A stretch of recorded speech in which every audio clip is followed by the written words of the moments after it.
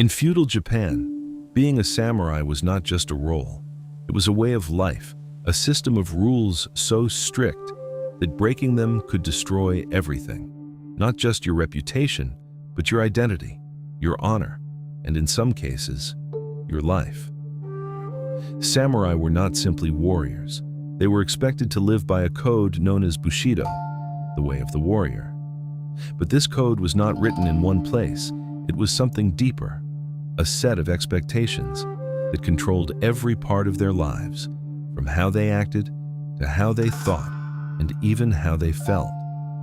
One of the most important rules was absolute loyalty.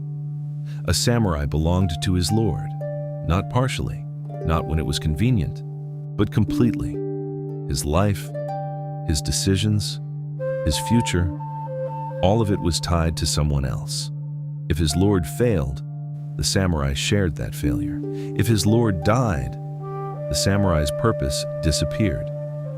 And in some cases, he was expected to follow, not in battle, but in death. Because loyalty in that world was not a choice. It was expected. Another rule was control over emotion. A samurai was not supposed to show fear or anger or weakness, even in the most difficult situations. He had to remain calm, composed, controlled. Because losing control meant losing respect, and respect was everything. Every movement mattered. How a samurai walked, how he stood, how he spoke, even silence was part of discipline. Speaking too much was seen as a flaw. True strength was quiet, measured, precise. Even appearance was controlled. A samurai's clothing, his posture, his sword, all had meaning. Everything had to reflect discipline, order, readiness. Nothing was random, nothing was careless. Because every detail represented who he was and who he served. But perhaps the most difficult rule was honor.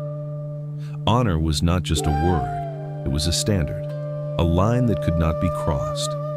If a samurai lost his honor, he lost everything. Not just status, not just respect, but his place in society. There was no easy way back, no second chance. Because honor was not something you could rebuild. It was something you either had or didn't. And if it was lost, there was only one way to restore it. Because losing honor was not just a personal failure. It affected everything around you, your family, your name, your legacy. In that world, shame did not stay with one person. It spread, quietly, but permanently. People would remember, not what you were, but what you became. And reputation, once damaged, was almost impossible to restore. A samurai had to think about this constantly, every decision, every action, every word, because one mistake could define your entire life. There were no small errors, only consequences. Even in moments of doubt, there was no space to hesitate, because hesitation itself was seen as weakness. You were expected to act decisively, confidently, without showing uncertainty. But inside, that pressure never disappeared. Imagine living a life where every move is judged, every expression observed, every weakness remembered, where you are never fully alone, never fully relaxed, never completely free. Because the code was always there, watching, guiding, restricting. Even when no one else was present, you were still expected to follow it. Because Bushido was not enforced by others. It was enforced by yourself. And that made it even more powerful. There was no escape from it, not in public, not in private, not even in your own thoughts. Because once you accepted that path, it became who you were. A final act, not out of punishment, but out of responsibility. Because in that world, living without honor was not considered living at all. Discipline extended beyond battle. Samurai were expected to train constantly, not just physically, but mentally. They studied philosophy, calligraphy, poetry, because a true warrior was not only strong, but controlled, balanced, aware. They had to understand life, not just fight for it. Even decision-making followed strict rules. Hesitation was dangerous, but acting without thought was worse. Every action had to be precise, deliberate, because mistakes were not easily forgiven, and consequences were permanent. Relationships were also structured. Respect was everything.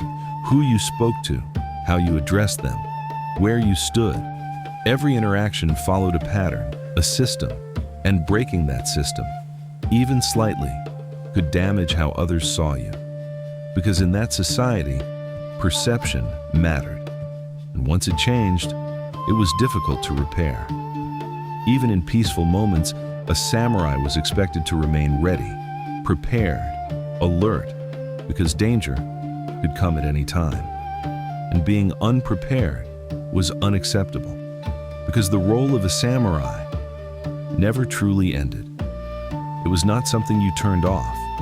It was something you lived. Every day, every moment, even in death, the code remained. Because Bushido was not just about how you lived. It was about how you faced the end, with control, with dignity, with honor.